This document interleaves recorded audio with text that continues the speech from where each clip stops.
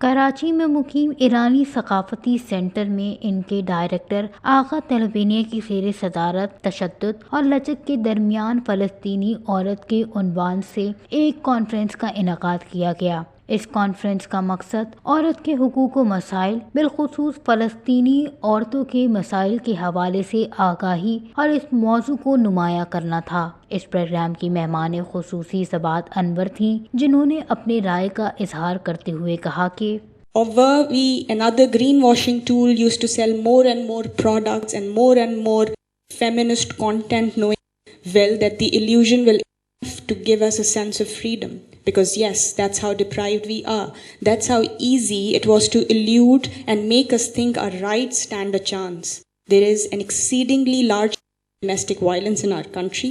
and the numbers keep increasing, and so does the disparity between the people who think these are important issues, the ones who refuse to believe they even exist.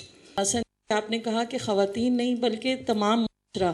اگر جو حقوق کسی کے ہیں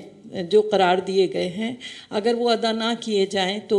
جو ہے وہ جو ہے وہ غیر عادلانہ اور تشدد کی طرف جائیں گے۔ تشدد فقط یہ نہیں ہے کہ اگر ہم ایک جنرلی اس وقت بات کریں کہ جنرلی یہ نہیں کہ جو تشدد یہ ہے کہ ایک عورت کے اوپر جسمانی فزیکل یا اس طرح کا، بعض اوقات ایسا ہوتا ہے، یہ تو چند مثالیں ہیں، لیکن معاشرے میں جو جس طرح کے اس کے حقوق ہیں وہ اگر ادائیگی، اس کے تعلیمی حقوق، اس کے معاشی حقوق، اس کے گھر کے، یہ چیز نہ ہو تو ایک اس کو ہم وائلنس کہیں گے۔ اور ہمارے جو کانسٹیٹیوشنل رائٹس ہیں جو کہ دیے تو گئے ہیں لیکن اونلی ان بکس، لیکن ہم یہ کوشش کریں کہ وہ ہمیں ان ریئل وہ ہمیں مل جائیں۔